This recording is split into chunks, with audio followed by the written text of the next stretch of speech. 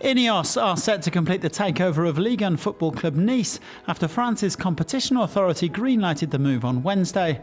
The chemical giants, run by British billionaire Jim Ratcliffe, will pay around €100 million to buy the club off its current Chinese and American owners. Patrick Vieira's side have won their first 2 games of the new Ligue 1 season. Well, Ineos has invested heavily in sport recently, taking over as the main sponsor for cycling's Team Sky earlier this year and winning the Tour de France with Egan Bernal last month. Ratcliffe, the richest man in the UK, has also thrown his weight behind the Ineos sailing team, which hopes to compete in the 2021 America's Cup. Olympiacos have one foot in the Champions League group stage after thrashing Krasnodar 4-0 in their playoff first leg on Wednesday. Lazar Randelovic grabbed a brace as the Greek scored 3 times in the last 15 minutes. Elsewhere, Red Star Belgrade got 2 away goals against Young Boys in Switzerland, while Dynamo Zagreb beat Rosenborg 2-0 in Croatia. Bayern Munich legend Franck Ribéry has touched down in Italy after completing his move to Serie A club Fiorentina. The 36-year-old Frenchman joins La Viola after 12 trophy-laden years with Bayern, including a record 9 league titles. His contract with Bayern expired at the start of the summer, and he's even had time to squeeze in a few Italian lessons. Well, I spoke last week with some people from Fiorentina.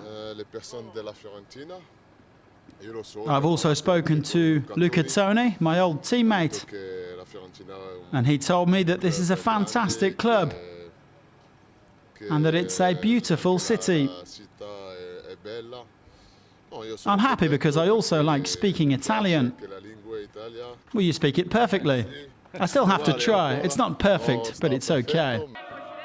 Ribéry given a rock star's welcome at Florence Airport by delirious fans, unable to contain their excitement at his arrival.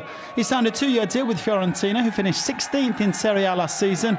He will continue to wear his iconic number 7 jersey and will be officially unveiled on Thursday evening. Denis Shapovalov eased into the quarterfinals of the Winston-Salem Open with a routine victory over Serbia's Miomir Kecmanovic. The Canadian second seed fired off 8 aces compared to 0 for his opponent and broke serve 5 times as he saw it out 6-2, 6-3 in 1 hour and 16 minutes. Shapovalov, who is chasing his first career title, will face Sam Querrey or Andrei Rublev in the last 8. Now, the US Open starts on Monday with a host of top players in contention for the women's singles title. Though home hopeful Amanda Anisimova's pulled out after the sudden death of her father, other youngsters will be looking to cause an upset. Last year, Aryna Sabalenka knocked out Petra Kvitova before falling to the eventual champion, Naomi Osaka.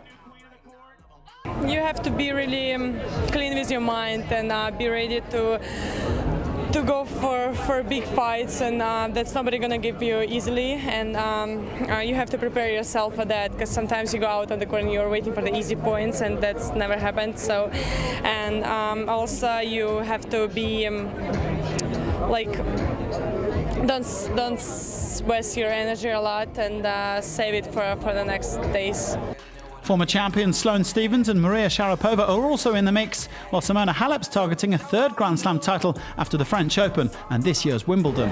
Well, it's going to be amazing to win US Open, but I'm not thinking about that. I'm just trying to take day by day, and we will see in the end what is going to happen.